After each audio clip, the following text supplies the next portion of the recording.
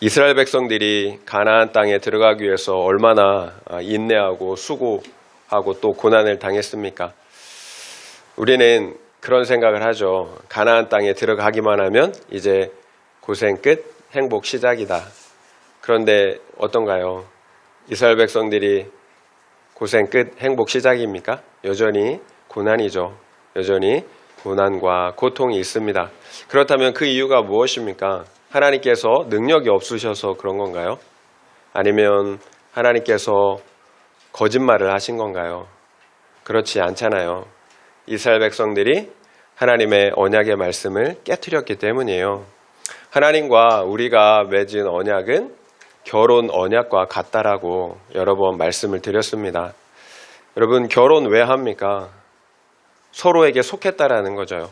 속했다라는 거잖아요. 나는 너만 사랑하겠다라는 거예요. 그래서 결혼했는데 다른 남자 여자를 만나고 사랑해요. 그러면 그 결혼 생활이 행복할 수가 있겠어요? 행복할 수가 없잖아요. 하나님과 우리와의 관계도, 언약도 마찬가지예요. 하나님은 우리의 하나님이 되신다라고, 우리의 하나님, 그래서 우리를 지켜주신다라고 약속하셨어요. 그러면 우리는 그의 백성이 되어야 되는 거죠. 거룩한 그의 백성. 하나님을 어떻게 해요? 사랑하고 섬기는 그의 백성이 되어야 되는 거예요. 그런데 이스라엘 백성들이 가나안 땅에 들어가자마자 어떤 일이 일어났습니까? 가나안에 있는 그 수많은 신들을, 우상들을 음란하게 섬겼어요. 여러분, 이것이 우리가 비록 신앙생활을 한다고 하지만 여전히 우리가 고난당하고 고통 가운데 있는 이유예요. 결혼을 했어요. 그런데 여전히 음란한 여자처럼 여러 우상들을 음란하게 섬긴다라는 거예요. 하나님의 언약 안에 거하지 않아요. 하나님께 대하여 신실하지 않아요. 그렇다면 이제 하나님과의 관계는 끝이 난 걸까요? 이제 소망이 없나요? 그렇지 않잖아요.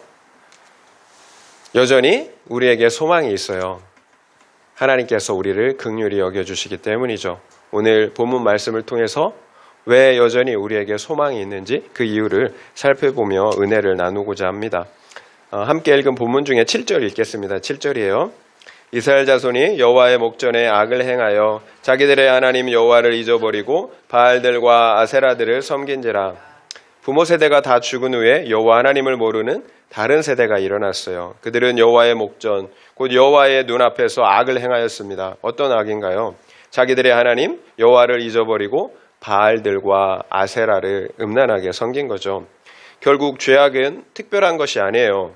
여호와 하나님을 잊어버린 것, 여러분, 여호와 하나님을 잊어버린 것, 이것이 악이에요. 모든 악의 시작이에요. 우리는 죄악이라고 하면 살인, 사기, 전쟁, 도둑질, 음란처럼 눈에 보이는 죄들만을 생각하는 경향이 있죠. 그러나 성경이 말씀하시는 죄와 악의 본질은 창조주 하나님을 잊어버린 거예요. 그래서 내가 그 하나님의 자리에 앉아 왕 노릇하며 살아가는 것입니다. 타락한 피조물들이 하나님의 자리에 앉아 왕이 되어 살아가면 어떻게 될까요? 모든 죄인들이 각자 자기 자신의 옳고 그름의 그 기준만을 가지고 판단하면서, 다른 사람을 판단하면서 살아가는데 어떻게 되겠습니까? 서로에게 너는 어떻게 그럴 수가 있느냐라고 이렇게 서로 이제 손가락질을 하는 거죠. 그래서 미움, 살인, 전쟁, 도둑질, 음행과 같은 죄악의 열매들을 맺게 되는 거죠. 결국 죄의 본질은 하나님을 잊은 거예요. 그래서 내가 하나님의 자리에 앉은 겁니다. 그래서 미움, 살인, 음행과 같은 죄의 열매들, 눈에 보이는 죄의 열매들을 맺는 거예요. 여러분, 이런 죄악의 특징은 암과 같아요. 암에 걸리면 어떤 증상들이 나타나나요? 몸에 여러 증상들이 나타나죠. 몸의 기관들이 제 기능을 하지 못해요.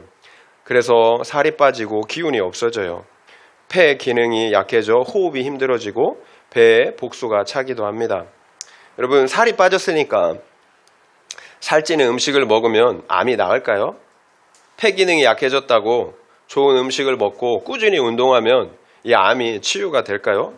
또 복수가 찼다고 복수에 물을 빼면 암이 치유되겠습니까? 여러분, 아니잖아요. 이런 것들은 그냥 증상들이에요. 아무리 증상들을 치유한다고 해서 여러분 암이 치유되는 건 아니에요. 이 증상들이 치유되지 않는다라는 거예요. 그 증상들을 치유하기 위해서는 암을 치유해야 하는 거죠. 암을 치유하면 저절로 증상들은 낫게 되어 있어요. 여러분 우리의 죄 역시 마찬가지예요. 우리가 아무리 탐심, 혈기, 미움과 분노, 그리고 섭섭함, 그리고 음란과 그리고 수많은 도박 중독들처럼 눈에 보이는 그 죄의 증상들을 치유한다고 해도 우리의 죄의 본질을 치유하지 않으면 아무 소용이 없어요. 일시적으로 증상이 좋아지는 것 같죠. 그러나 또다시 재발을 하게 됩니다. 여러분 본질적인 죄를 치유해야 합니다. 하나님과의 관계를 회복해야 한다는 거죠. 여러분 이것이 본질이에요. 하나님과의 관계를 회복하면 모든 죄의 증상들이 사라져요. 예수님은 나무는 열매를 보고 안다라고 말씀하셨죠. 지금 어떤 열매들을 맺고 계신가요? 여전히 내 안에 혈기가 있고 분노와 탐심, 또 정죄, 미움과 섭섭함, 그리고 음란, 그리고 중독과 같은 열매들을 맺고 있다면 여러분 하나님과의 관계를 돌아봐야 되는 거예요. 여러분 문제가 있는 것입니다. 내가 아무리 아니라고 해도 여러분 아닌 게 아니잖아요. 문제가 있는 거예요. 하나님을 잊어버릴 때 지금 본문을 통해 이스라엘 백성들을 통해 알 수 있는 것, 하나님을 잊어버릴 때 가장 먼저 일어나는 일이 무엇인가요? 하나님이 계셔야 할 자리를 바알과 아세라들이 차지하게 된다는 거예요. 바알과 아세라들은 우상이잖아요. 결국 하나님을 잊어버리면 우리가 어떻게 된다라는 거, 우상들을 섬기게 된다라는 거예요. 하나님이 계셔야 할 자리, 그 자리가 빈 공간이 되었기 때문이에요. 그래서 그곳을 내가 기뻐하고 사랑하는 우상들로 채우게 되는 거죠. 여러분 왜 결혼합니까? 앞서도 말씀드린 것처럼 사랑하니까 결혼하는 거죠. 그래서 더 사랑하고 싶어서, 그 사람만 사랑하고 싶어서, 또 그 사람한테 사랑받고 싶어서 우리가 결혼하는 거잖아요. 여러분 이것이 정확하게 하나님이 우리를 지으신 목적이에요.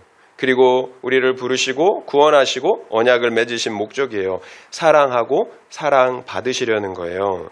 결국 우리는 하나님을 사랑하고 사랑받을 때 생명을 얻고 또한 가장 우리가 기뻐할 수 있어요. 참된 기쁨을 얻고 누리도록 창조되었다라는 거예요.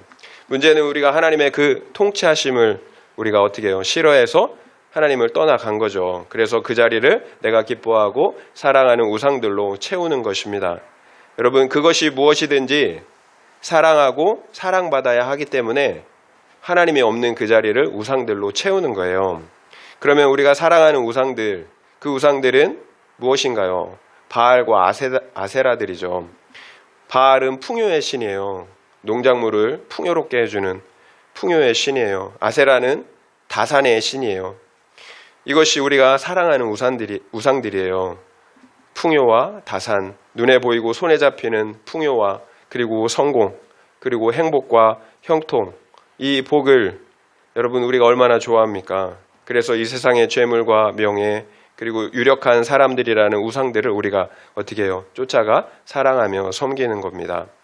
그러면 종국에는 말씀드린 것처럼 어떤 열매들을 맺나요? 눈에 보이는 죄의 열매들을 이제 맺게 되는 거죠.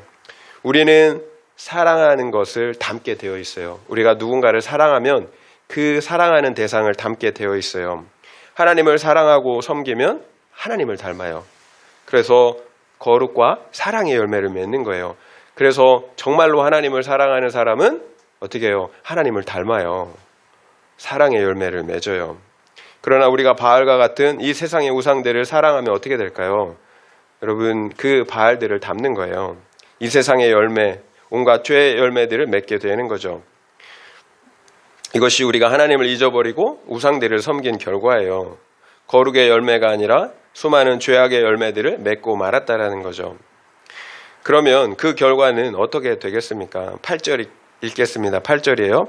여호와께서 이스라엘에게 진노하사 그들을 메소보다미아 왕 구산 일사다임의 손에 파셨으므로 이스라엘 자손이 구산 일사다임을 8년 동안 섬겼더라. 여러분 당연한 거죠. 서로 사랑하기로 결혼했는데 서로만 사랑하기로 해놓고 그래서 결혼했는데 다른 남자 여자를 사랑해요. 진노하시죠. 진노할 수밖에 없죠. 이스라엘에게 여호와 하나님께서 진노하셨어요. 그래서 그들을 메소포타미아 왕 구산 리사다임의 손에 파셨어요. 그 결과 이스라엘 자손들은 어떻게 해요? 섬기는 종이 된 거죠. 구산 리사다임을 8년 동안 섬겨야 했습니다. 구산 리사다임은 두 배로 악한 구산이라는 의미예요. 두 배로 악한 구산. 그러니까 하나님께서 두 배로 악한 사람들에게 이스라엘을 팔은 거죠. 팔았다라는 것은 소유권을 넘겼다라는 거예요. 그러면 하나님이 소유권을 넘겼어요. 너는 나의 소유라고 했는데 소유권을 넘겼어요. 그러면 하나님의 소유가 없잖아요. 하나님의 보호가 없다라는 거죠. 보호가 거기서 끝난 거예요. 결국 두 배로 악한 사람에게 압제를 받아야 하니까 얼마나 고통스럽겠어요. 하나님이 그런 고통 가운데 여러분 팔아버린 거예요. 상관하지 않는다라는 거예요. 그 사람이 어떻게 압제하든지. 이것이 여호와를 잊은 결과예요. 그리고 이 세상의 우상들을 따라가 섬긴 결과예요. 결국 하나님께서 수없이 경고하셨던 것처럼 내가 사랑했던 화려한 이방의 우상들이 나와 우리를 찌르고 죽이는 올무가 된 것입니다. 여러분, 물고기에게 물은 구속일까요? 생명일까요? 물고기에게 물은 구속일까요? 생명일까요? 어느 날 물고기가 물속 생활이 답답하다며 자유를 찾아 땅 위로 뛰어 올랐어요. 그럼 자유롭죠. 당장은 물에 저항도 없고 가고 싶은 곳은 어디든지 갈 수 있는 완전한 자유를 얻은 것 같아요. 처음에는. 근데 자유가 오래 갑니까? 거기까지잖아요. 물을 떠난 물고기에게 남는 것은 어떻게 해요? 타들어가는 듯한 목마름, 고통과 죽음뿐이에요. 여러분, 생명 없는 자유가 어디 있어요? 그래서 하나님을 떠난 자유는 없어요. 환상. 여러분, 집 떠나면 고생이라는 말이 있잖아요. 환상이잖아요. 남들이 막 여행 블로그 올려놓은 거, 뭐 먹는 거 올려놓은 거 실제 가보면 별거 없잖아요. 여러분, 지금 우리를 숨쉬게 하는 하나님의 은혜가 혹시 구속처럼 느껴지시나요? 여러분, 아니에요. 물고기는 물속에 있을 때 여러분 가장 자유로워요. 우리 역시 마찬가지예요. 하나님 안에 있을 때 가장 자유로워요. 이 사실을 잊지 말아야 합니다. 결국 지금 우리가 당하는 고난과 고통은 하나님을 떠난 결과, 전부라고 얘기할 수는 없지만 많은 부분이 그렇다라는 거예요. 여러분, 우리 인류 자체가 하나님을 떠난 것 자체가 여러분 고난이고 저주잖아요. 그리고 죽음이잖아요. 여러분, 우리를 부르심 가운데 우리를 구원으로 인도하시는 그 언약의 관계 가운데서도 마찬가지예요. 하나님을 떠나면 여러분 고난과 고통이 올 수밖에 없어요. 적용 질문 드리겠습니다. 내가 지금 맺고 있는 삶의 열매는 무엇입니까? 거룩과 사랑의 열매입니까? 아니면 시기와 미움, 혈기와 판단과 정죄, 음란과 정욕, 탐심의 열매입니까? 그렇다면 그 이유는 무엇인 것 같습니까? 한번 생각해 보시기 바랍니다. 내가 지금 맺고 있는 삶의 열매는 무엇입니까? 거룩과 사랑의 열매입니까? 아니면 시기와 미움, 혈기와 판단과 정죄, 음란과 정욕, 탐심의 열매입니까? 그렇다면 그 이유는 무엇인 것 같습니까? 한번 생각해 보시기 바랍니다. 9절 읽겠습니다. 9절이에요. 9절. 이스라엘 자손이 여호와께 부르짖음에 여호와께서 이스라엘 자손을 위하여 한 구원자를 세워 그들을 구원하게 하시니 그는 곧 갈렙의 아우 그나세의 아들 온니엘이라.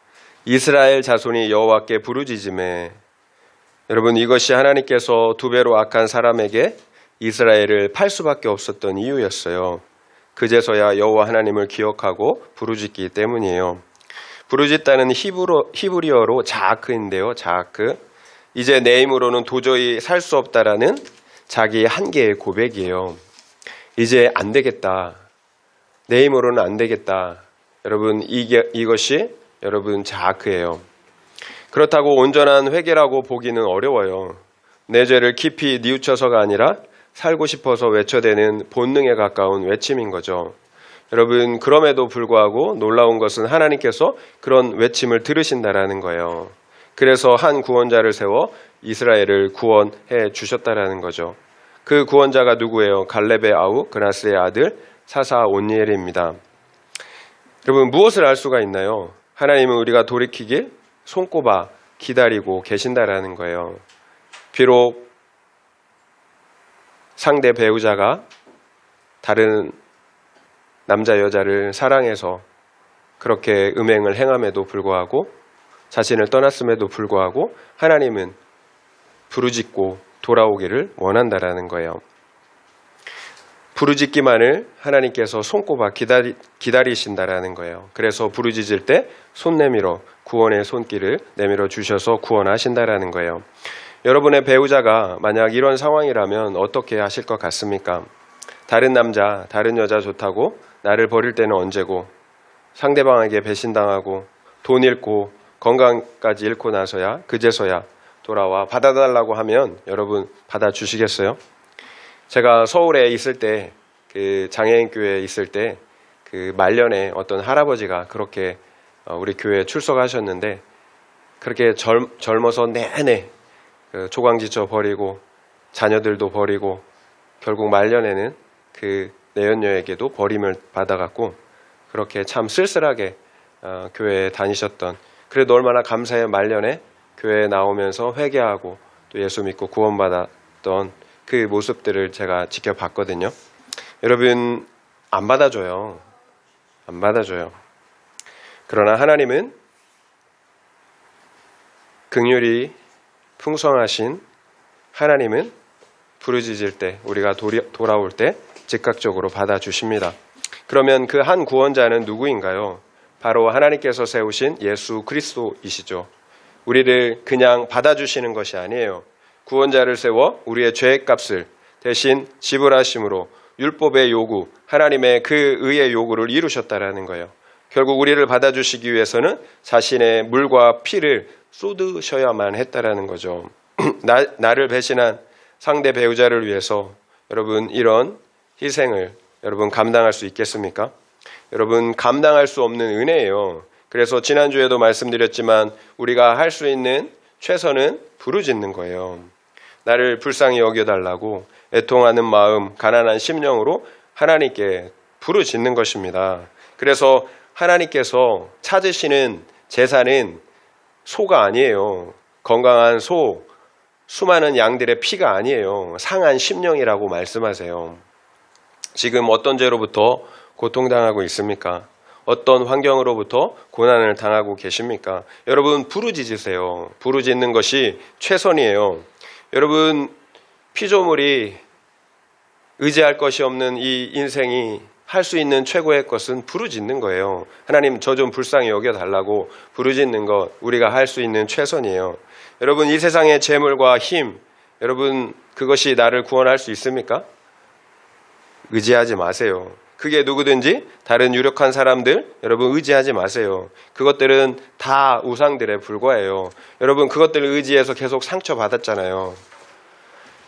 그렇게 고통당하고도 왜 아직까지 우리가 그 우상들에게 미련을 갖고 있습니까? 여러분, 우리가 참 우상들을 내려놓기가 쉽지 않아요. 우리가 택자가 아니라면 몰라도 택자라면 여러분, 우리가 그 우상들에게서 돌이키지 않는 이상 여러분, 우리의 고난은 끝나지 않아요. 우리가 택자라면 여러분, 돌이키기까지 고난은 끝나지 않아요. 결국 하나님께로 돌이켜 부르짖는 것만이 여러분, 우리가 살 수 있는 길이에요. 제가 수도 없이 여러분 말씀을 드렸죠. 말씀을 보고 기도하라고 권면을 드렸습니다. 여러분, 제 권면대로 말씀을 보고 기도한 분들은 여러분 몰라보게 변화되는 것들을 볼 수가 있어요. 하나님과의 관계가 회복되고 주님이 주시는 그 풍성한 은혜를 누리는 것들을 볼 수가 있다라는 거예요. 여러분 듣기만 하지 마시고 적용하셔야 돼요. 내 삶에 순종하셔야 합니다. 여러분, 믿음은 행동으로 나타나게 되어 있어요. 여러분, 부르짖으세요. 그러면 하나님의 은혜가 임할 것입니다. 제가 2주 3주 된 것 같습니다. 저희 사모와 매일 저녁 이렇게 간단하게 하루 큐티한 내용을 간단하게 나누고 기도하고 있어요. 우리 성도님들이 고통 가운데 있는 것이 저희가 부르짖지 않았기 때문이라는 사실을 여러분 깨달았기 때문이에요. 여러분, 저희가 기도하지 않아서, 여러분을 위해서 기도하지 않아서 여러분이 고난 당하고 있는 것입니다. 저희 가정이 하나 되지 못하고 기도하지 못해서 우리 성도님들이 고생을 하고 있는 거예요. 저희가 그래서 더 부르짖을 것입니다. 여러 성도님들도 더 부르짖어 기도하시기를 바라요. 부르짖으면 소망이 있어요. 여러분, 부르짖으면 소망이 있어요. 하나님은 우리의 부르짖음을 들으시기 때문이에요. 전능하시고 신실하신 하나님이 들으시면 되는 거잖아요. 사람들은 아무리 많이 들어도 여러분 그때뿐이에요. 그러나 하나님은 그때뿐이 아니에요. 들으시면 반드시 그 들으심대로 우리에게 응답하시는 분이에요. 그러면 나를 압제하는 구산 리사다임은 누구입니까? 나를 힘들게 하는 동료나 친척이나 가족인가요? 여러분, 그 사람을 우리가 미워하면 안 돼요. 그 압제하는 사람에게 나를 넘긴 것은 하나님이시기 때문이에요. 여호와 하나님을 떠나 우상을 섬겼기 때문에 내 죄의 결과이기 때문에 그 사람 손에 넘겨진 거예요. 하나님이 넘기신 거예요. 그리고 무엇보다 내가 지금 그 사람 때문에 하나님께 부르짖고 있잖아요. 그렇다면 그 사람이 나의 구원을 위해서 수고한 거죠. 그 사람 역시 구원의 은혜가 필요한 사람이에요. 불쌍한 사람이에요. 여러분, 인생들 가운데 불쌍하지 않은 인생이 어디 있어요? 하나님께서 이스라엘을 구원하신 목적이 무엇입니까? 구원하신 목적이 있어요. 하나님께서 이스라엘을 애굽에서 불러내셔서 시내산에서 언약을 체결하셨죠. 그리고 뭐라고 말씀하셨나요? 세 가지를 약속하셨죠. 너희가 내 언약을 지키면 첫 번째, 너희가 내 소유가 될 것이라고 말씀하셨어요. 그리고 너희는 거룩한, 둘째, 제사장 나라가 되고, 세 번째는 거룩한 백성이 될 것이라고 말씀하셨어요. 여러분, 내 소유가 되고 제사장 나라가 되고 거룩한 백성이 되는 것, 너희가 내 언약을 지키면 이 세 가지, 이 축복을 너에게 주시겠다라고 말씀하셨다라는 거예요. 결국 이스라엘은 제사장 나라예요. 제사장 나라. 다른 이방 민족을 하나님께로 인도해야 하는 제사장의 사명이 있다라는 거예요. 이것이 하나님께서 이스라엘을 구별하셔서 가나안 땅에 들어가 살게 하신 이유였어요. 그들을 통해 제사장 나라의 사명을 감당해야 했기 때문인 거죠. 이스라엘만 구원하려고 하신 것이 아니라는 거예요. 이스라엘 통해서 열방을 구원하려고 하신 것, 이것이 이스라엘을 부르시고 구원하신 이유였다라는 거죠. 그런데 그런 제사장 나라가 어떻게 해요? 구별돼야 할 제사장 나라가 이방인들과 함께 섞여서 타락했어요. 그래서 이방의 신들을 함께 음란하게 섬긴다라는 거죠. 여러분, 이방인을 구원하라고 우리를 부르셨는데 사명을 감당하기는커녕 자신의 구원조차 이루지 못하는 비참한 상황이 되고 마른 거죠. 여러분, 이것이 고난의 이유예요. 이것이 우리가 우리의 2배나 더 악한 사람들에게 고통을 당하는 이유예요. 하나님께서 넘기신 것입니다. 그래서 나를 힘들게 하는 동료나 친척이나 가족을 여러분 원망하고 미워하면 안 되는 거예요. 나와 하나님과의 관계를 먼저 점검하셔야 합니다. 여러분, 왜 그 사람들이 나를 여러분 고난 가운데 두었는지 하나님과의 관계를 먼저, 본질적인 관계를 먼저 생각하셔야 된다는 거예요. 내가 먼저 살아야 돼요. 그 사람이 중요한 게 아니에요. 그래서 내가 먼저 구원받고 내가 먼저 살아서 그래서 제사장 나라의 사명을 감당해야 합니다. 여러분, 이것이 하나님이 우리를 구원하신 이유예요. 너만 잘 먹고 잘 살라고 우리를 구원하신 게 아니라는 거예요. 여러분, 그렇다면 어떻게 나의 구원을 이루고 제사장의 사명을 감당할 수가 있겠습니까? 여러분, 부르짖는 거예요. 그 시작은 부르짖는 것입니다. 하나님께 부르짖는 것. 여러분, 하나님을 기억하고 부르짖는 것. 이것이 나의 거룩과 구원을 이루고 제사장의 사명을 감당하는 것입니다. 지난주 수요일 묵상 간증자의 나눔을 함께 나누려고 합니다. 이분은 어릴 적 부모님은 사업을 하며 많이 바쁘셨고 저는 저를 차갑게 대하시는 어머니 밑에서 외롭게 자랐습니다. 그래서 자상하고 배려심 있는 남편에게 끌려 결혼했습니다. 그런데 알고 보니 남편은 영락없는 마마보이였어요.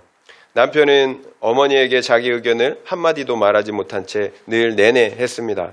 시어머니는 그런 아들을 칭찬하시며 은근히 너도 그래야 한다고 눈치를 주셨어요. 신혼 초에 저는 이런 분위기를 모르고 시어머니에게 제 생각을 따라 이야기했다가 호되게 혼나기도 했습니다. 그 뒤로는 저도 시어머니의 말에 절대 토를 달지 않았습니다.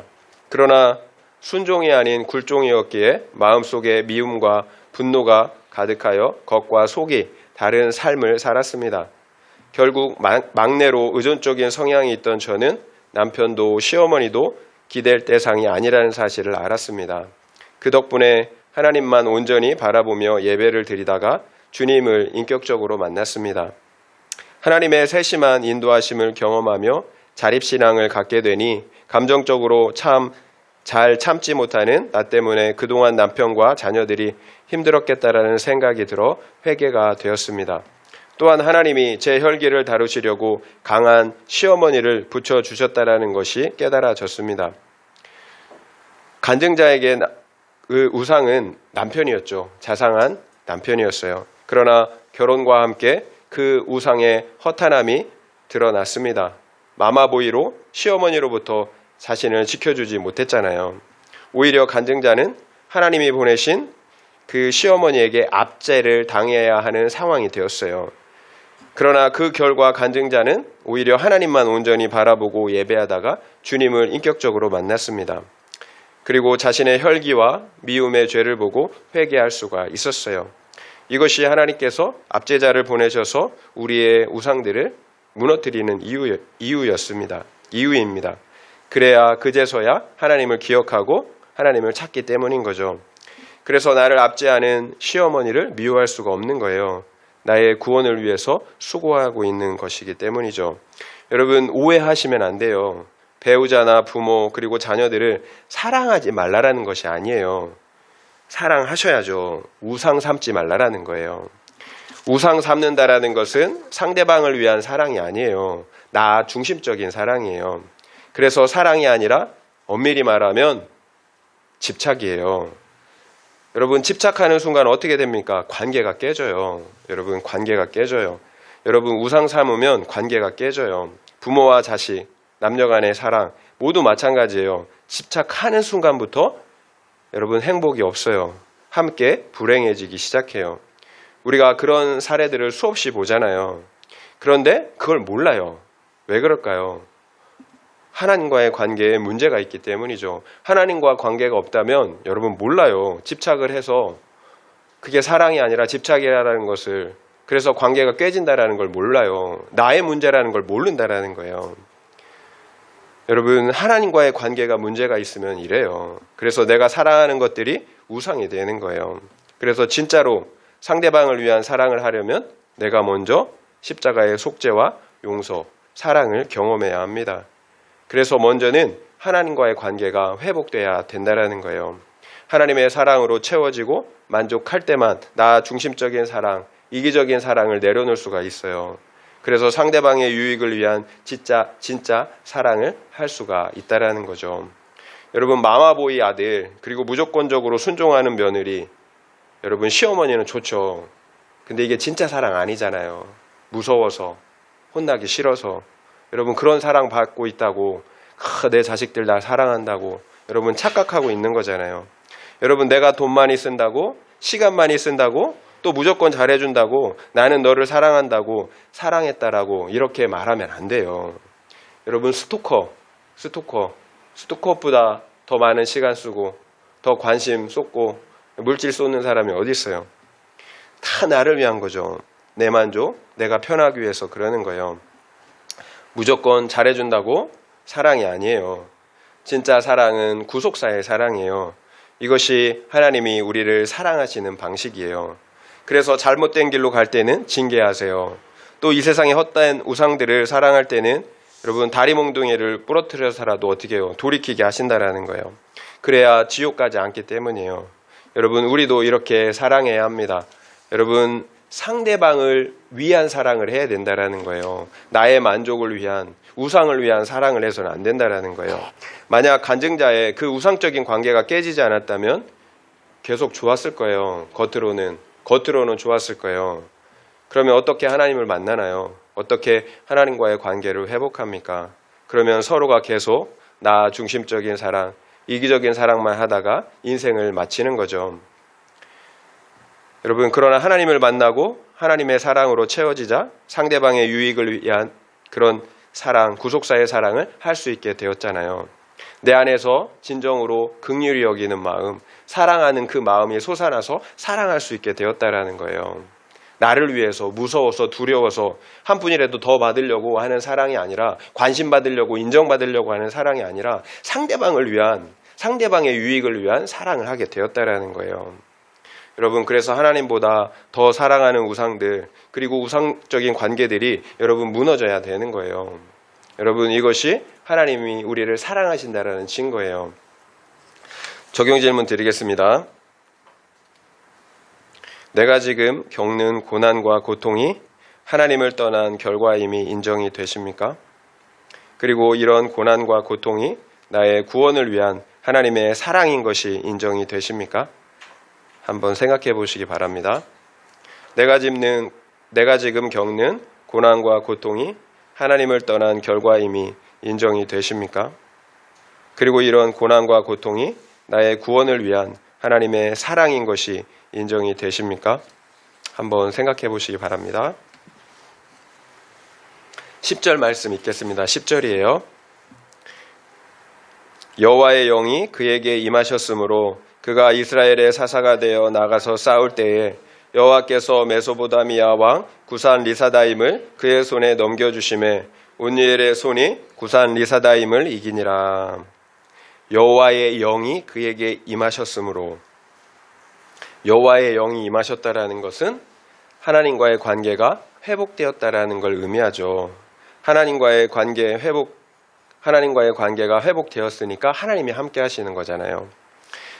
여러분, 그러니까 우리가 부르짖을 때 가장 먼저 일어나는 변화는 상황과 환경이 바뀌는 게 아니에요. 하나님께서 성령으로 나와 함께 하시는 거예요. 여러분, 하나님보다 더 중요한 관계는 없잖아요. 그래서 성령 받는 것보다 더 중요한 건 없는 거예요. 성령 받으면 하나님과 관계가 회복된 거예요. 여러분, 이것보다 더 중요한 게 없어요. 하나님께서 성령으로 나와 함께 하고 계신가요? 그러면 여러분, 아직 문제가 해결되지 않았다고 하더라도 여러분 끝난 거예요. 그러면 여러분 끝난 거예요. 영적 싸움을 이긴 거예요. 그러나 여전히 하나님이 나와 함께 하시지 않는다면 여러분 아직 아니에요. 더 간절히 부르짖어야 합니다. 하나님이 나를 만나 주실 때까지, 함께 하실 때까지 부르짖어야 하는 거예요. 그가 이스라엘 사사가 되어 나가서 싸울 때에 여호와께서 대적자 구산 리사다임을 그의 손에 넘겨주셨다고 하세요. 그리고 그 결과 온니엘이 구산 리사다임을 이겼다라고 하세요. 우리를 대적의 손에 파신 것도 하나님, 그리고 대적자를 우리 손에 넘겨주셔서 이기게 하신 것도 하나님이세요. 결국 모든 것이 하나님의 손에 달린 거예요. 하나님이 주권대로 일하시는 거예요. 내 삶의 모든 것들이 그냥 우연으로 일어나는 것 같지만 여러분 절대로 그렇지 않아요. 하나님의 주권 안에서 이루어지는 거예요. 그래서 우리를 하나님의 대적에 파시기도 하고 또 그 대적의 손에서 우리를 구원하시기도 하시는 거예요. 그 이유가 무엇입니까? 우리의 행복과 성공 때문인가요? 아니에요. 오직 우리의 구원 때문이에요. 하나님과 우리의 관계 회복 때문에 하나님께서 그처럼 행하시는 거예요. 우리의 거룩과 구원을 위해서 모든 일들을 허락하신다라는 거예요. 잠깐의 덧없는 이 땅의 행복과 성공이 아니라 영원한 생명을 주시기 위해서 그렇게 하신다라는 거죠. 우리가 지금 베드로전서를 보고 있잖아요. 베드로가 택하심을 받은 성도들에게 뭐라고 합니까? 나그네라고 하잖아요. 나그네. 여러분, 나그네는 이 땅에 집이 없어요. 곧 가야 돼요. 배낭 메고. 여러분, 그러나 가야 할 본향이 있는 사람들이죠. 따라서 우리가 이 땅에서 여러 가지 시험으로 인해 근심하지 않을 수 없지만 오히려 크게 기뻐한다라고 말씀하고 있는 거죠. 여러분, 우리가 가지고 있는 믿음의 확실함 때문에 여러분 수많은 시험과 환난으로 잠깐 근심하지 않을 수 없지만 오히려 크게 기뻐할 수 있다라는 거예요. 믿음의 확실함, 우리에게 믿음의 확실함이 있기 때문이에요. 불로 연단하여도 없어질 금보다 더 귀한 믿음의 확실함. 그리스도 예수께서 나타나실 때에 칭찬과 영광과 존귀를 받게 할 그 믿음의 확실함이 있기 때문이에요. 믿음의 결국은 여러분 영혼의 구원이에요. 이 땅의 기복이 아니에요. 이 땅에 내가 생각하는 성공이 아니에요. 행복이 아니에요. 영혼의 구원이에요. 믿음의 결국은 영혼의 구원이에요. 여러분 이것을 알고 믿어야 합니다. 우리는 이 땅의 나그네예요. 정들면 안 돼요. 그리고 우리의 믿음의 결국은 영혼의 구원이에요. 절대로 이 땅의 행복과 성공이 아니에요. 하나님께서 약속하신 것은 영원한 생명이에요. 영원한 구원이에요. 그리고 그 확실한 보증은 성령이에요. 하나님의 영, 여호와의 영을 우리에게 보증으로 주셨습니다. 그래서 믿음의 확실한 가운데 여러분 잠시 잠깐 우리가 시험으로 근심하지 않을 수 없으나 오히려 더 크게 기뻐할 수 있는 이유입니다. 결국 우리에게 성령 하나님이 함께 하신다면 잠시 근심하지 않을 수 없으나 오히려 크게 기뻐할 수 있다라는 거예요. 현재의 고난은 장차 우리에게 나타날 영광과 좋게 비교할 수가 없기 때문이에요. 어떻게 잠시 잠깐 눈 뜬 것과 같은 이 땅의 삶, 눈 감고 눈 뜬 것 같은 그 잠시 잠깐의 그 이 땅의 삶과 영원한 삶을 비교할 수가 있겠어요. 그래서 여러분 반드시 성령이 오셔야 되는 거예요. 여러분 여호와의 영이 우리 심령 안에 임해야 되는 거예요. 여러분 이것이 관계가 회복된 것이고 그러므로 말미암아 믿음의 확실함을 갖게 되는 거예요. 여러분 그래서 우리가 부르짖어야 하는 거예요. 언제 성령이 임합니까? 믿음으로 부르짖을 때 성령이 임하잖아요. 그래서 우리를 구원하시는 거예요. 11절 읽겠습니다. 11절이에요. 그 땅이 평온한 지 40년에 그나스의 아들 온니엘이 죽었더라. 그 땅에 40년 동안 평안했다고 해요. 사사가 죽기까지 평안했다라는 거죠. 40년 동안. 이것이 우리가 부르짖을 때 나타나는 결과예요. 구원자가 우리를 찾아오시고 그래서 우리를 위해서 싸우시고 구원하신 결과예요. 평안이에요. 평안. 예수님이 부활하신 후에 처음으로 제자들에게 하신 말씀, 평안을 끼치노니 평안을 너에게 주노라. 내가 너에게 주는 것은 세상에 주는 것과 같지 않다라고. 그래서 너희는 근심하지도 말고 두려워하지도 말라라고 말씀하셨잖아요. 여러분 평안은 우리가 가질 수 있는 것이 아니에요. 초자연적인 은혜의 결과예요. 하나님이 우리 심령을 붙잡아 주신 은혜의 결과예요. 평강. 그래서 어떤 시험에서도 고난에서도 우리가 기뻐할 수 있는 이유예요. 내가 가질 수 있는 그 무엇이 아니라는 거예요. 여러분 이것이 우리가 부르짖은 결과예요. 우리는 누군가를 용서하지 못해 또 수많은 중독들을 끊어내지 못해 고통과 고난을 당하고 있어요. 미움이라는, 중독이라는, 혈기라는, 탐심이라는, 정욕이라는 대적을 쫓아내지 못해서 압제를 당하고 있다는 거예요. 결국 우리가 원수의 그 압제로부터 구원받아 평안을 누릴 수 있는 방법은 무엇입니까? 부르짖는 거예요. 부르짖는 거. 제가 오랫동안 아버지를 용서하지 못했다고 말씀드린 적이 있었잖아요. 그러니까 아버지와 대화를 하면서 나도 모르게 짜증이 나고 틱틱대는 그런 행동들을 했던 거죠. 이유는 제가 아버지를 용서하지 못한 거예요. 그러면 그 용서와 사랑 내 힘으로 안 되잖아요. 어림도 없어요. 내가 어떻게 용서하고 사랑해요? 제가 할 수 있는 것이 뭐가 있겠어요? 간구하는 것밖에 없었던 거죠. 제가 아버지를 용서할 수 있게 해달라고, 사랑할 수 있게 해달라고 간절히 기도할 때 마침내 하나님께서 용서의 마음, 긍휼의 마음을 주셨어요. 미워할 때는 평안이 없었어요. 그러나 용서가 임하자, 그래서 아버지를 사랑할 수 있게 되자 제 마음에 평안이 임했어요. 여러분 결국 용서는 나를 위해서 하는 거예요. 저는 미움과 분노라는 대적에게 핍박을 받고 있었던 거죠. 그러나 하나님께 부르짖음으로 그 핍박에서 구원을 받았고 그 결과 평안을 누리게 되었던 것입니다. 여러분 지금도 마찬가지예요. 못마땅한 사람들이 왜 없어요? 나랑 다른데 다 못마땅하죠. 여러분 판단과 정죄가 왜 안 올라오겠어요? 여러분 그럴 때마다 기도해야 되는 거예요. 사랑하게 해달라고. 시간의 문제이지 하나님께서 반드시 대적자의 손에서 구원해 주세요. 저는 그래요. 근데 그대로 내버려두면 계속 제가 압제를 당하더라고요. 미움과 판단과 정죄, 그 압제를 당하면서 고난과 고통을 당하는 거예요. 또 제가 과거에 술을 끊지 못해 힘들었다라고 말씀드렸죠. 하나님을 섬기는데도 술자리에서 계속 무너지니까 괴로웠어요. 여러분, 제가 할 수 있는 게 뭐가 있겠어요? 부르짖는 거죠. 그러자 정말이지 술을 먹고 싶지가 않게 되더라고요. 술에 압제해서 그 중독에서 자유케 된 거예요. 여러분, 이런 사례들을 우리 주변에서 얼마나 자주 보고 듣습니까? 그렇게 끊기 힘들었던 술과 담배, 심지어 마약까지 부르짖었더니 냄새를 맡기만 해도 머리가 아프고 구역질이 난다라는 이런 얘기 간증들 수없이 들었잖아요. 여러분, 결국 부르짖는 것 외에는 하나님의 은혜를, 그 도우심을 받는 것 외에는 다른 길이 없어요. 어떤 인간적인 수많은 방법을 다 써도 안 돼요. 여러분, 부르짖어야 됩니다.